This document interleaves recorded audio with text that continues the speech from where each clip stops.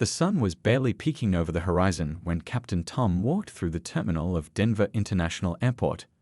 The early morning light cast long shadows across the gleaming floors as he made his way to the crew briefing room, his pilot's cap tucked neatly under his arm. After 15 years of flying commercial planes, he thought he'd seen it all: crying babies, anxious first-time flyers, even the occasional celebrity. But this morning's flight would be different, very different. The pre-flight checks went smoothly as always. The weather report showed clear skies all the way to Seattle, and his crew was in good spirits. As Tom sat in the cockpit reviewing his flight plan one last time, his co-pilot Rick tapped him on the shoulder and pointed to the passenger boarding screen. "Looks like we've got a full house today, boss." The usual morning crowd filed in, business people in crisp suits clutching their laptops, families heading out on vacation, and a few solo travelers lost in their headphones. Everything seemed normal until the temperature in the cabin seemed to drop a few degrees. The change wasn't from the air conditioning. 6 massive figures appeared in the boarding door, their heavy boots thundering against the jet bridge. They wore leather vests covered in patches, chains jingling at their sides as they ducked to enter the aircraft. These weren't your weekend motorcycle enthusiasts. These were hardcore bikers, the kind you'd expect to see rumbling down a desert highway, not boarding a commercial flight. The lead biker, a mountain of a man with arms like tree trunks and a thick beard streaked with gray, had to turn sideways just to fit through the aisle. His vest was adorned with patches that spoke of years on the road and a position of authority within his group. Behind him, his companions were equally imposing, each one carrying an aura of barely contained power. As they made their way down the aisle, other passengers instinctively shrank in their seats. A young mother pulled her child closer, while a businessman suddenly became very interested in his phone. The tension in the cabin was thick enough to cut with a knife.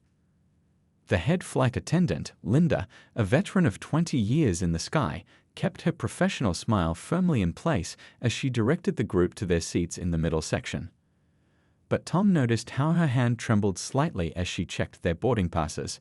He'd worked with Linda long enough to know that when she was nervous, there was good reason to be concerned. The bikers sprawled across their seats, taking up more space than strictly necessary. Their loud voices carried through the cabin as they joked among themselves, using language that made several nearby passengers wince. One of them kicked off his boots, propping sock-covered feet on the seat in front of him, completely ignoring Linda's polite request to keep his feet down.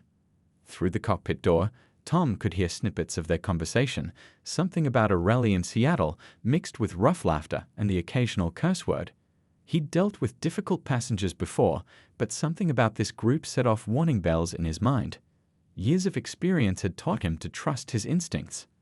As the last passengers settled in and the doors were secured, Tom picked up the intercom microphone for his welcome announcement. His voice was steady and warm as always, but he found himself choosing his words with extra care. Little did he know, this was just the beginning of what would become one of the most memorable flights of his career. The engines hummed to life, and as the plane began to push back from the gate, Tom caught Rick's eye. His co-pilot gave him a slight nod. They both knew this wouldn't be just another routine flight across the Rockies. The real question was, how would the next few hours unfold with their unusual passengers? Looking out at the morning sky, Tom couldn't shake the feeling that this flight would test everything he'd learned in his years of flying. He'd handled turbulent weather and mechanical issues with calm professionalism, but dealing with turbulent passengers, that was a different kind of challenge entirely. As the plane lifted off the runway and pointed its nose toward Seattle, the story of the bikers and the pilot was about to begin in earnest. The first sign of trouble came about 30 minutes after takeoff. The seat belt sign had just been turned off, and the flight attendants were preparing for their first beverage service.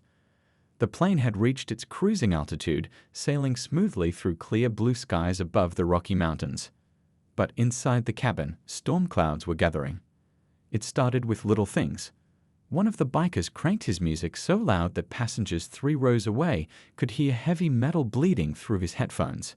When Linda, the lead flight attendant, politely asked him to lower the volume, he pretended not to hear her. His friends thought this was hilarious, their laughter echoing through the cabin like thunder. Another biker, the one with the snake tattoo wrapping around his neck, kept pressing his call button for no reason. Each time a flight attendant would rush over, he'd wave them away with a smirk, exchanging high fives with his buddies. The younger flight attendant, Mary, fresh out of training, was close to tears after the fourth time. The tension in the cabin grew thicker when the beverage service began. The bikers demanded multiple drinks at once, arguing about the airline's two-drink limit policy. Their voices grew louder with each passing minute, drowning out the engine noise that usually hummed quietly in the background. "Hey, sweetheart," the bearded leader called out, his voice carrying through the cabin. "What do you mean you can't serve us all our drinks at once? That's ridiculous." He stood up, his massive frame towering over Linda, who maintained her professional composure despite the intimidating situation. A businessman in first class kept turning around nervously, his laptop forgotten on his tray table. An elderly couple whispered to each other, casting worried glances toward the middle section. A mother held her sleeping toddler closer, trying to shield the child from the increasing noise. In the cockpit, Captain Tom received regular updates from his crew through the interphone. Each report painted a clearer picture of the deteriorating situation. His co-pilot Rick shook his head in disbelief as they listened to another complaint about the bikers' behavior. The situation took another turn when two of the bikers started playing cards in the aisle, creating an impromptu card table using their knee. They blocked the path completely, forcing other passengers to ask permission just to reach the bathroom. When asked to return to their seats, they responded with dismissive waves and continued their game. The group's conversations grew more animated and peppered with colorful language that made nearby passengers uncomfortable. A young teacher chaperoning a group of high school students on a field trip had to ask to be reseated, not wanting her students exposed to the increasingly inappropriate behavior. Through it all, the flight attendants tried their best to maintain order. They'd dealt with difficult passengers before, but this was different. These men weren't just ignoring the rules, they were actively challenging them, testing the boundaries of what they could get away with at 35,000 feet. Linda made her way to the cockpit again, her usual confident stride slightly hesitant. As she reached for the interphone to communicate with Captain Tom, she noticed her hands were shaking slightly. 20 years of flying, and she'd never felt this unsettled. The other passengers had started pressing their call buttons too, not for service, but to report various complaints about the bikers. The cabin crew was overwhelmed, trying to balance their regular duties with managing the increasing number of passenger complaints. Back in the cockpit, Captain Tom listened intently to Linda's latest report. His jaw tightened as she described how the bikers had started wandering between rows, striking up unwanted conversations with uncomfortable passengers. Some travelers had resorted to pretending to sleep just to avoid interaction. Looking at the flight radar, Tom noted they still had several hours before reaching Seattle. The situation was rapidly approaching a tipping point, and he knew something would have to be done. But what?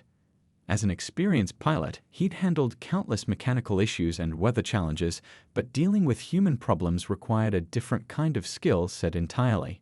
The plane continued its journey westward, the peaceful scenery outside contrasting sharply with the growing chaos within.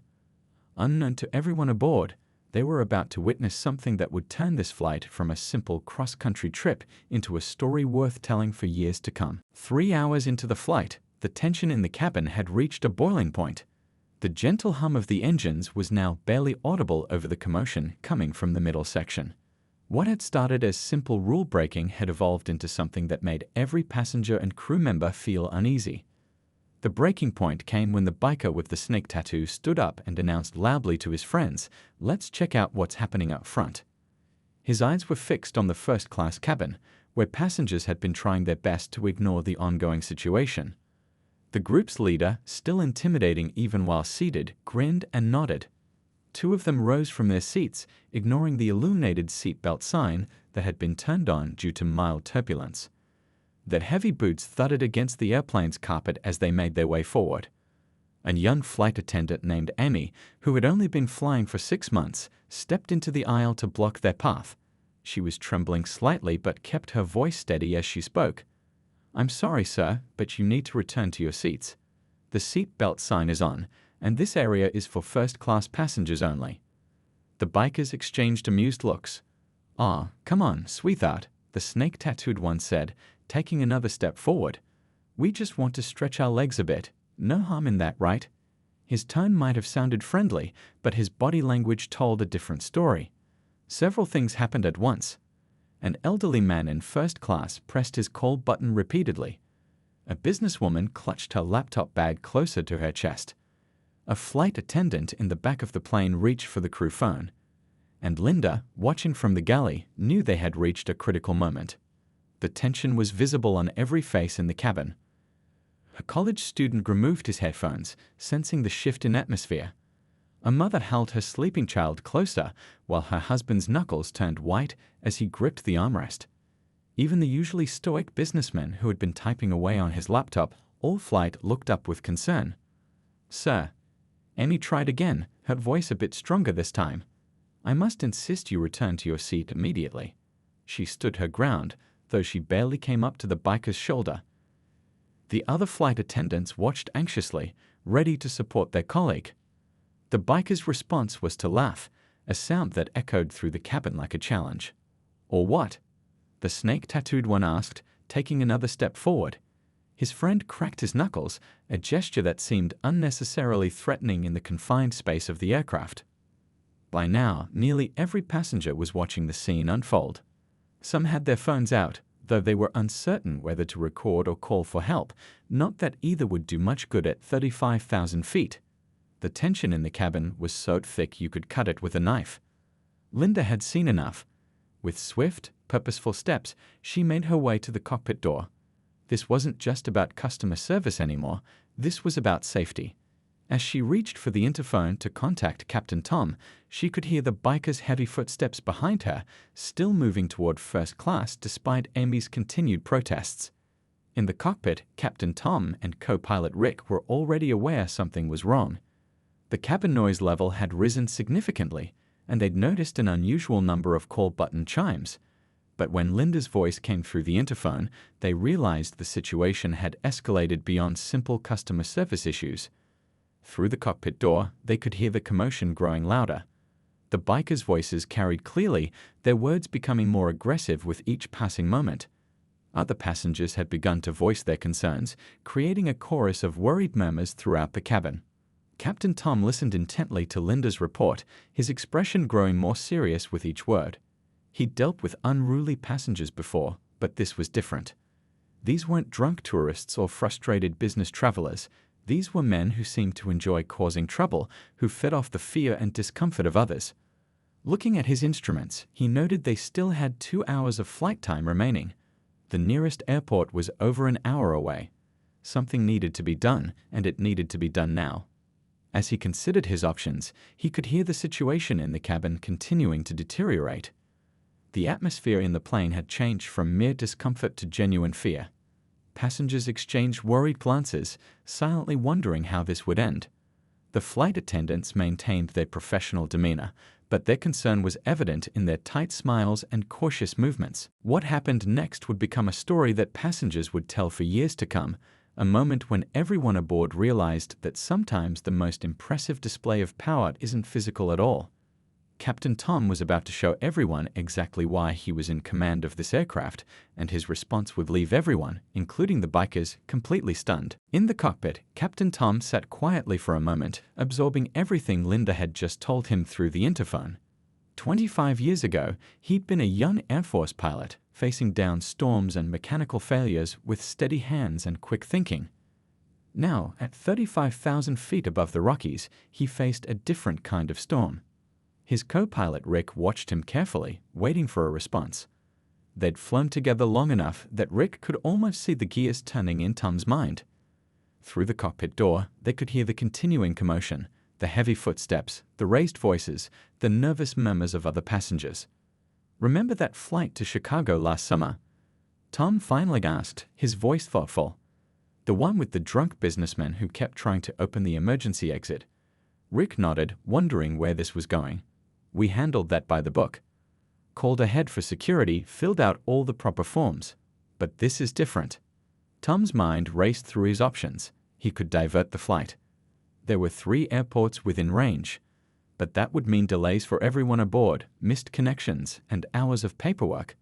More importantly, it would mean letting these bullies win, disrupting the travel plans of dozens of innocent passengers. He could call ahead for security to meet them in Seattle, but that was still 2 hours away.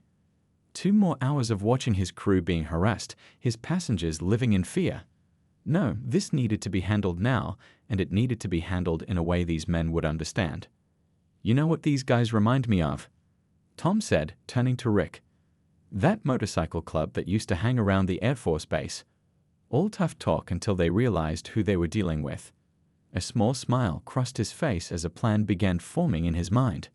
Through the cockpit door came another burst of laughter, followed by the sound of something, or someone, bumping against the galley cot. Tom had heard enough. He reached for the radio, his movements deliberate and confident. "Denver Center, this is Flight 2317, he said into his headset, giving Rick a meaningful look. Rick's eyes widened as he began to understand what his captain was planning. It wasn't exactly by the book, but then again, neither was the situation they were facing. Tom then picked up the crew phone, calling Linda in the galley. "I need you and the other flight attendants to take your jump seats," he said calmly. "We're about to do something a little unusual." He could hear the relief in Linda's voice. Finally, someone was taking control of the situation. Checking his instruments one last time, Tom thought about his years of military service. He'd learned there that sometimes the best way to handle a threat isn't with force, but with a show of authority that leaves no room for doubt. These bikers might think they were tough, but they'd never faced someone who'd landed damaged aircraft in sandstorms. He thought about the young mother cradling her child, the elderly couple holding hands in fear, the business travelers trying to pretend nothing was wrong. They'd put their trust in him when they boarded this flight, and he wasn't about to let them down. Looking at the flight computer, he calculated distances and fuel reserves, making sure his plan was feasible. It was, with room to spare. He'd learned long ago that confidence comes from preparation, and he wanted to be absolutely certain before he made his move. The plane cruised steadily through the clear blue sky, the sun casting long shadows across the cockpit instruments. Outside, everything was peaceful, a sharp contrast to the tension filling the cabin. But that was about to change. "You know this could get us in some hot water with the company," Rick said quietly, though his tone suggested he was fully on board with whatever his captain had planned. Tom nodded. "Sometimes you have to go off script to do what's right," he replied, adjusting his headset. "And I've got a feeling these guys are about to learn an important lesson about respecting authority." He took one final look at his instruments, then reached for the cabin intercom switch. The moment had come to show these troublemakers exactly who was in command of this aircraft. What he was about to do would either solve the problem completely or make it much worse. But something told him these bikers weren't quite as tough as they wanted everyone to believe. With steady hands and a clear voice, Captain Tom prepared to make an announcement that would become legendary among airline crews. Sometimes, he knew, the best way to handle a bully isn't to fight fire with fire, but to show them a bigger fire than they're prepared to handle. The familiar chime of the cabin intercom system echoed through the aircraft. Usually, this sound meant routine announcements about weather or flight time. But this time was different.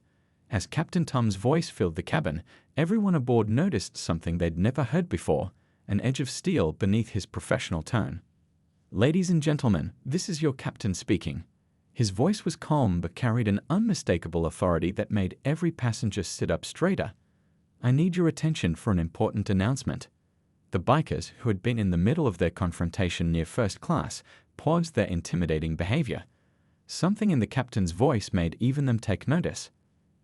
"I've just received clearance from air traffic control for an emergency protocol that I learned during my military service." Tom's words were measured and clear. "It's a special landing maneuver designed for hostile situations, and I've been authorized to divert to the nearest Air Force base." A hushed silence fell over the cabin. The snake-tattooed biker's smirk began to fade. His friend, who had been blocking the aisle, shifted uncomfortably on his feet. "Now, I should warn you all," Tom continued, his voice growing firmer, "this maneuver involves a rather steep descent and some aggressive banking. It's not very comfortable for passengers, but it's highly effective for certain situations." He let that word hang in the air for a moment. The other passengers watched as the color slowly drained from the bikers' faces. A few people even noticed the group's leader sit up straighter in his seat, his previous lounging posture completely forgotten. "The Air Force Base is expecting us," and their security teams are particularly experienced in handling disruptive situations. Tom's voice took on an almost conversational tone now. I believe they mentioned something about having just finished their monthly training exercises. They seemed quite excited about the possibility of some real-world practice. In the cabin, you could have heard a pin drop. The businesswoman who had been clutching her laptop bag relaxed slightly. The elderly couple exchanged knowing looks. Even the young mother's child seemed to sense the shift in atmosphere. However, Tom continued, this emergency landing protocol won't be necessary if all passengers return to their assigned seats immediately and maintain proper flight behavior for the remainder of our journey. I'll need a decision in the next 60 seconds before we reach our point of no return. The two bikers standing in the aisle looked at each other, then back at their leader. The big man with the gray-streaked beard gave them a subtle nod, and they quickly made their way back to their seats. The sound of seatbelts clicking echoed through the cabin. I should mention, Tom added, his voice now carrying just a hint of satisfaction, that our flight attendants will be coming through the cabin to check that all seatbelts are properly fastened. I expect they'll receive nothing but courtesy and cooperation from every passenger aboard. The transformation in the cabin was remarkable. The bikers, who had been so intimidating just moments before, now sat quietly in their seats, their earlier bravado completely evaporated. A few passengers had to hide their smiles behind their hands or magazines. Linda, who had been watching from the galley, straightened her uniform and began her walk through the cabin. As she passed the bikers' row, they avoided eye contact, suddenly very interested in their safety cards and in-flight magazines. From his seat, the group's leader stared straight ahead, his jaw clenched. 20 years of riding with motorcycle clubs, and he'd never been outmaneuvered quite like this. What really got to him wasn't just the captain's threat, it was the absolute certainty in his voice that made it clear this wasn't a bluff. In the cockpit, Rick glanced at his captain with newfound respect. That was quite a speech, he said quietly. You think they bought it? Tom allowed himself a small smile as he checked his instruments. The best way to handle bullies is to show them someone bigger, he replied. And there's not much bigger than the United States Air Force. The rest of the passengers settled back into their seats, a collective sense of relief washing over the cabin. Some were already pulling out their phones, eager to text their friends and family about what they'd just witnessed. This would be a flight story worth telling for years to come. As the plane continued its journey westward, the atmosphere had completely changed. The tension that had filled the cabin was replaced by a sense of calm and security. Captain Tom had just demonstrated that sometimes the most powerful weapon isn't physical strength or intimidation, it's the quiet authority of someone who knows exactly what they're doing and isn't afraid to take a stand. The change in the cabin atmosphere was like watching storm clouds suddenly clear to reveal bright sunshine. The same bikers who had been strutting up and down the aisles just minutes ago were now sitting quietly in their seats, looking remarkably similar to schoolchildren who'd just been scolded by their favorite teacher. Linda walked through the cabin with her drink cart, this time without any harassment or smart remarks. When she reached the biker's row, the snake-tattooed man who had earlier demanded multiple drinks simply asked for a water, adding a quiet please that made several nearby passengers hide their smiles behind their magazines. The group's leader sat perfectly still, his massive frame somehow seeming smaller than before. His weathered hands rested on his lap, and his eyes stayed fixed on the seat in front of him. Every now and then, he glanced toward the cockpit, a mix of respect and embarrassment crossing his face. A young girl, about 8 years old, who had been frightened earlier, now felt safe enough to walk to the bathroom by herself. As she passed the biker's row, one of them quickly pulled in his legs to make sure she had plenty of room to pass. Her mother watched from their seat, amazed at the complete transformation. The businessman who had been nervously checking his watch every few minutes finally relaxed enough to doze off. The elderly couple who had been holding hands in fear now chatted quietly about their upcoming visit with their grandchildren. Even the college student who had been pretending to sleep took off his headphones, deciding it was safe to actually get some real rest. Up in first class, passengers who had been tense and worried now moved about freely.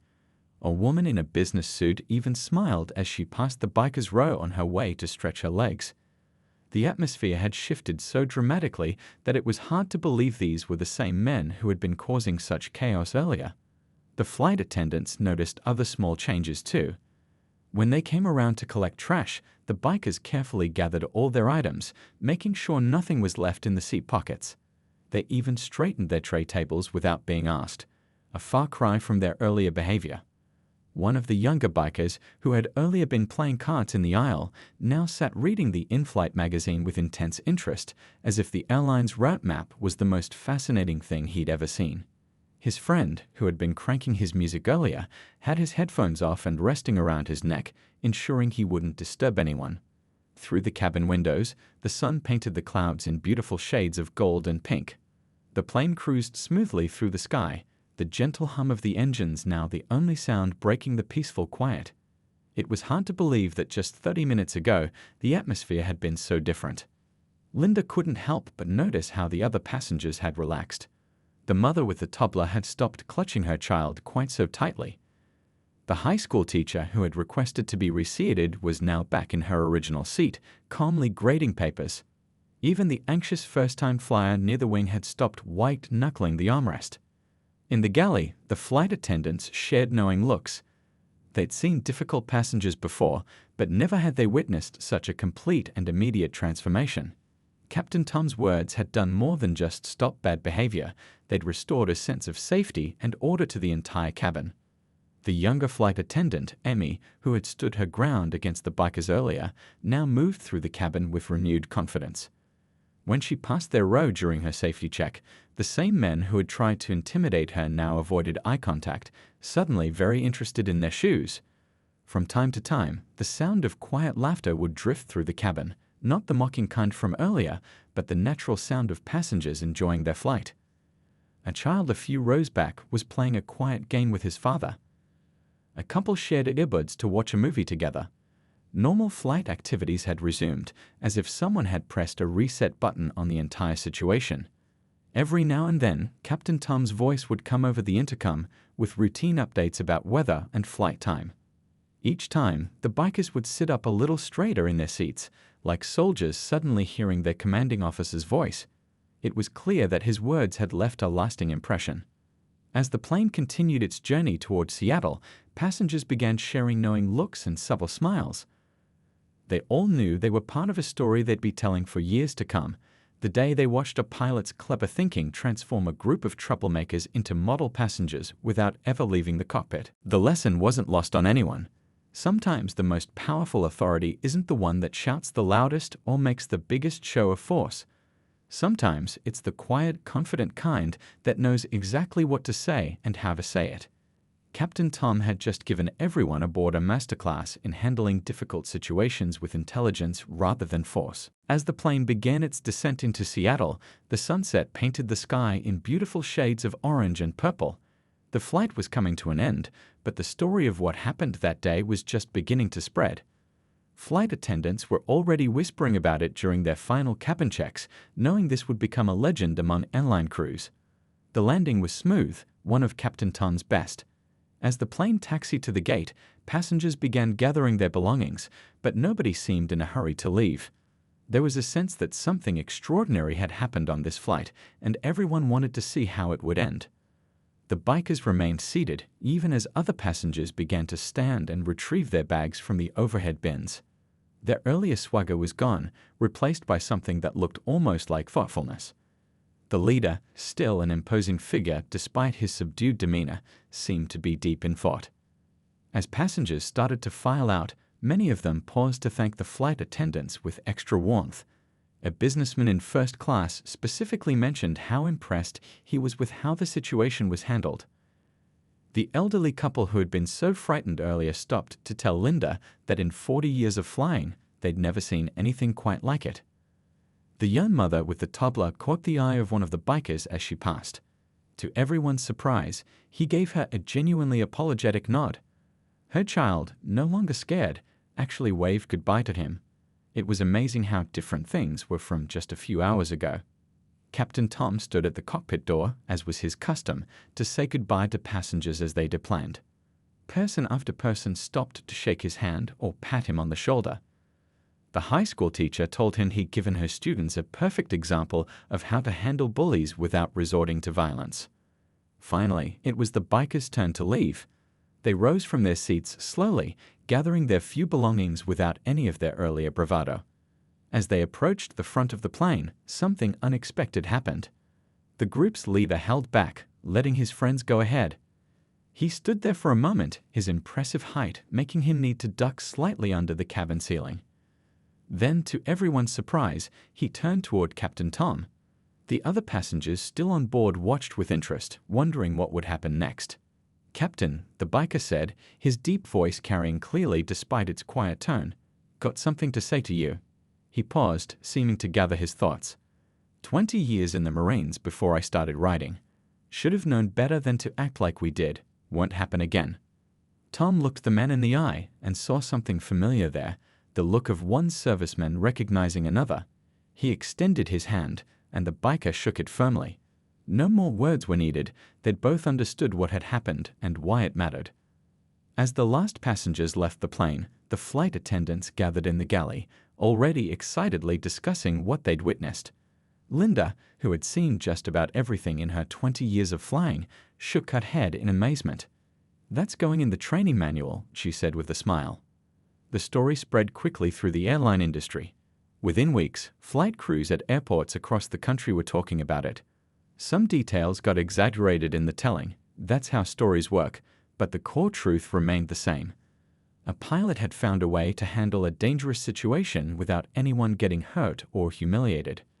Training departments at several airlines began using the incident as a case study in their crew resource management classes. They pointed out how Captain Tom had used his authority without abusing it, how he'd found a way to resolve the situation that left everyone's dignity intact. A month later, at a different airport, a flight attendant overheard a group of bikers talking before boarding. "Remember that story about the Air Force pilot?" one was saying. "Better watch ourselves up there. Never know who's in the cockpit."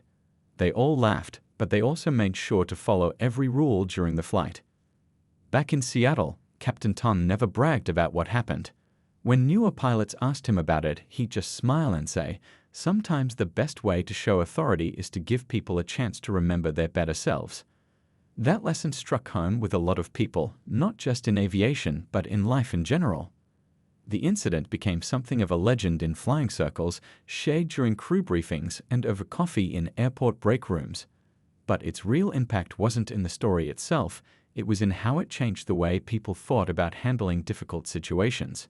It showed that sometimes the most powerful response to aggression isn't more aggression, it's calm, clever authority used wisely. And somewhere out there, a group of bikers had learned a lesson they'd never forget. That true power often comes not from physical strength or intimidation, but from the quiet confidence of someone who knows exactly who they are and what they stand for.